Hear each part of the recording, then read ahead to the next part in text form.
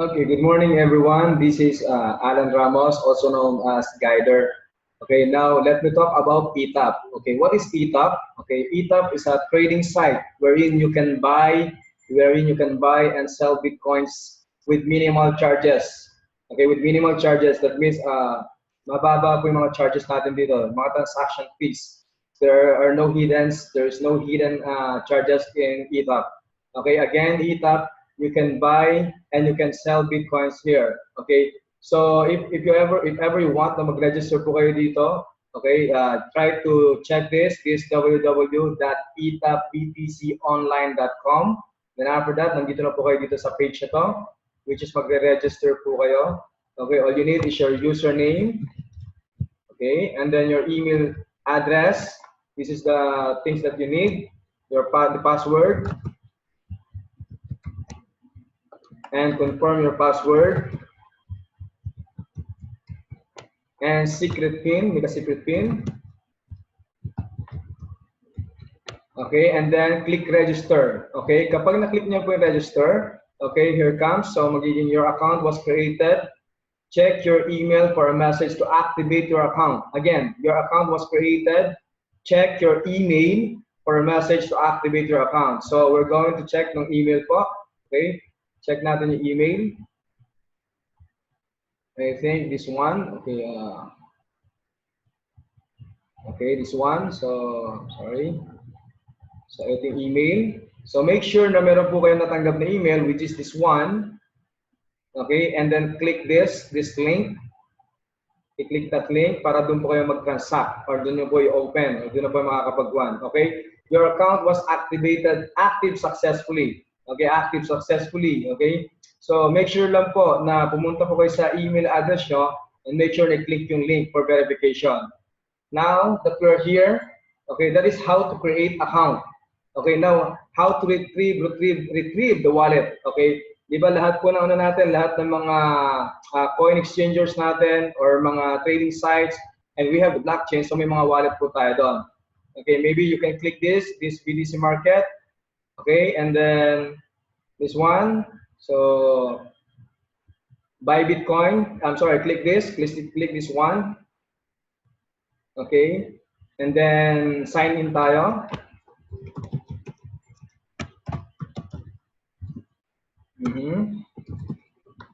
Okay, and then password. Okay, and then login. Okay, wrong email. Sorry.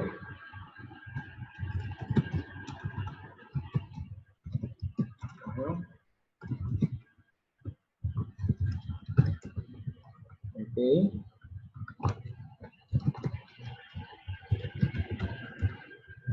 Okay, and then login. Okay, this is the one. So na-open natin yung yung account. Okay, then you can retrieve your wallet address here. This is your wallet address. Same as sa ibang coin exchanger. Same as sa blockchain. Okay? So mga different coin exchangers around the world or in the Philippines. So ito po yung wallet address natin, which you can send wallet from other wallet address or from other sites, from trading site, from coin exchanger. Pwede mo pong batuan po dito. Alright? Which is, we have past transaction here. Okay, so kung dun po sa mga question research, it took so long, it took how many hours? Here po sa atin, dito sa BTC, ETAP, I'm sorry, that ETAP, dito po sa ETAP, within 15 minutes na po, magre-reflect na po sa available balance natin. That depends on the blockchain. Alright, so this is the process po. Okay, when we, kapag naman na ginamit natin yung home, yung ito, kumbaga transferring from this wallet address to other ETAP wallet address, napakabilis po nun. Okay? So here po, that is how you create BTC or ETAP online ETAP account po dito sa ETAP BTC online. Yun po yung pag-create, how to create ETAP account. Alright? So here makikita nyo po rito, pending trade. So wala pa naman, hindi naman siya nag-trade. Okay? And then send bitcoins, hindi pa naman. So wala pang trades dito. Okay, here makikita nyo yung transactions. If ever na may transaction na kayo, makikita nyo po rito yung mga transactions.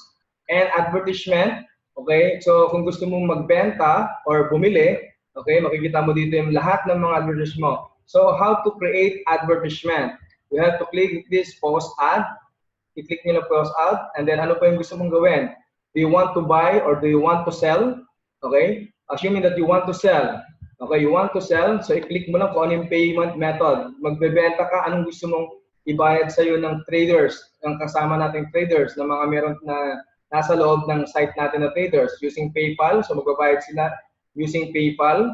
Okay? So marami pong ways. So pwede rin pong bank transfer. Ibabato nila yung fund dun sa ano mo, dun sa account mo. Another thing is through Western Union or maybe pwede rin pong Palawan. Okay? Pwede Palawan, Cebuana, MD Wheeler, or pwede iabot mo nila yung pera sa kanya. Okay? Kung nasa magkatabi lang kayo, iabot mo lang sa kanya, na matatransact nyo na yung, yung sell bitcoins, yung ibebentahan mo siya. Or another thing, pasahan mo na lang siya. Di ba?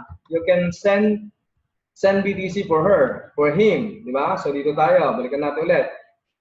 Okay? So yan. So, there you go. Okay? So, pwede mo siyang pasahan. Okay? And ayun po yung then balik tayo sa post ad. Okay, again, PayPal. So, there are options. Maraming option dito kung paano mo siya matatransferan ng money para maibibenta mo yung Bitcoin. And automatically, the system will release. If ever na clinic mo yung release, so the system, the admin or the system of ETAP will release the BTC going dun sa bibili po ng Bitcoin mo.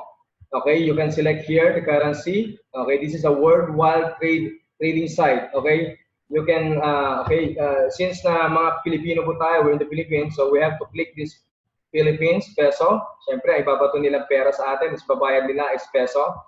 And then you can enter the percentage of your commission. So just in case na ang price po ngayon ng Bitcoin is 135,000 at gusto mo siyang bigyan ng discount, kunyari gusto mo maging 130,000 na yung ibibigay niya sa'yo, or 125, so depends on that. So pwede mo siyang i-click yung 5. That is 5%. Okay, 5%. Okay, I'm sorry, that's 5%. Okay, so ito na lang po yung matatanggap niya. In 1 Bitcoin, ito na lang po yung matatanggap. 124,826 or 2,489 ang marireceive mo. I'm sorry, ang marireceive mo dahil ikaw yung nagbebenta. Okay, you can click at least 0 or 1. So 130,082 pesos yung mapupunta sa'yo kung ikaw magbebenta ng isang Bitcoin. Okay? If you want, ayaw ko naman magbigay ng discount, so make it 0. So this is, ito po yung mapupunta po sa'yo. Ito yung pagbebenta mo, which is 131,396. Payment instruction, so you can do here, which is if ever na bank ang gusto mong pinili mo here, assuming na bank, gusto ko ng bangko, doon ka mag-transfer ng funds bago ko i-release yung BTC. Okay, you can write down here your account. Okay, assuming the bank. Okay, bank is BDO, and then your account name na kung saan niya ibabato yung funds. And another thing is yung account number. Okay, and another thing is which branch. Okay, and then yan. So ito type lang po ito yung account name mo kasi ikaw yung nagbebenta. So assuming this is me. Okay. I'm sorry. And then my number, ito yung account number ko na papasahan niya. And then assuming this is the branch, okay? And then minimal trade.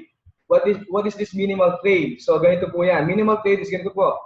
Kunyari, gusto mong ibenta yung 1 Bitcoin or sabihin natin 5,000 ang kailangan mo. 5,000. So make 5,000 here and 5,000 here. That means one time lang po yun. Na kung kunyari may gustong bumili ng 5,000 na worth of Bitcoins, bibili niya po yung Bitcoin mo. And another option, kung gusto mo, kahit na meron lang 500 yung tao, yung mga tao, so 500 ang minimal trade, that means 10 tao yung makakabili ng Bitcoin mo. Or pwede rin isang beses lang, 5,000. Pero yung mga merong 500 na gustong bumili ng 500 lang, they can buy with you. Okay, this one. Okay, and then trading process, you can do the process time kung gusto mo na, kung malapitan na naman, kung nasa Pilipinas or parehas kayo naka-online. So, kung parehas kayo naka-online, gawin mo 60 minutes, siguro in 60 minutes, matatransact na niya sa bangko yon or sa Western Union or sa Palawan or kung saan man niya pwedeng uhulog yung pera na kailangan mo na pambili ng Bitcoin. Okay? So, terms of trade, so do a remarks here. So, I want a professional trader. Okay, yeah, po, trader, something like that. So, mag-remarks ka lang. And then maybe you can hindi mo na lang i-click to. Okay, you require user to be verified document before making trade request. So yun, i-attach mo pa yun. Siyempre, kailangan pa, mabusisi pa to. Require user to be verified your email address. So medyo busisi pa. Maybe you can click this submit already. Okay, submit mo na siya. And then ibig sabihin po, officer required. Okay. Okay, so yun po yun. And then after nun, that is selling. That is selling. Okay. Now, kung buy Bitcoin naman, if we're going to buy Bitcoin,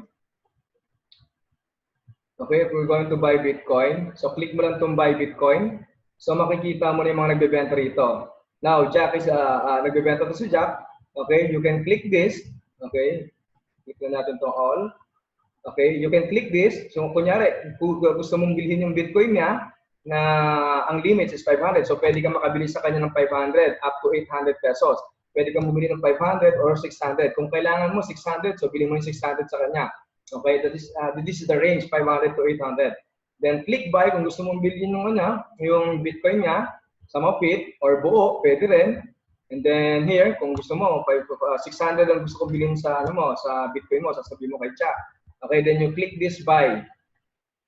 Okay, after clicking that, okay, mapupunta ka dito. So, pwede kang, just in case naka-online si Jack, assuming that Jack is naka-online, you can chat her. Okay, Jack, are you there? And then, bibiling ko yung Bitcoin mo, something like that. Then, siguro mag-chat kayo. Okay, when Jack, sabi ni Jack sa'yo, sige, bilhin mo na ngayon, mag-transact ka na. So, dito sa bank transfer, ito yung account number ko. Sabi niya, okay, this is my account number, something like that, blah, blah, blah, blah, blah, ganyan. And then, pupunta ka sa banko, then after nun, and then after the payment was made, okay, nagawa mo na yun, so click mo na yung payment was made, and then after that, release, and then after nun, magre-reflect na po yung Bitcoin sa Bitcoin wallet address ni Jack. And then, ayun, I'm sorry, dun sa, kasi ikaw yung bibili, magre-reflect na po yung Bitcoin wallet, Bitcoin number of Bitcoins dun sa sa wallet address mo, which is here. Okay, dun sa Bitcoin wallet mo. Here, after nun, okay, so magre-reflect na po dito yung here, available balance, okay, or pending balance, maybe, hanggang ma-confirm po ng online BTC yung funds. Okay, so magpunta sa available balance. Okay, so things prohibited naman dito, yung mga prohibited lang is creating multiple accounts. Same thing dun sa mga ibang coin exchanger, pwede pong ma-deactivate yung mga account nyo by just creating multiple accounts. So you have to create only one account. And yung mga nagpapasa po ng mga fake documents, another thing, so ma-deactivate po yung mga account nyo just in case na gumawa po kayo ng gano'n. Okay? So with that, I think this one, so kung may mga questions po kayo, maybe I can address that through PM, okay? Personal message nyo lang po ako. Or i-comment nyo po, better, mas better. But at least i-comment nyo rin po dun sa mga thread or dun sa mga post ko po about ETAP. Okay? With that, I'm here, Mr. Alan Ramos, also known as Guider, saying goodbye. Thank you so much.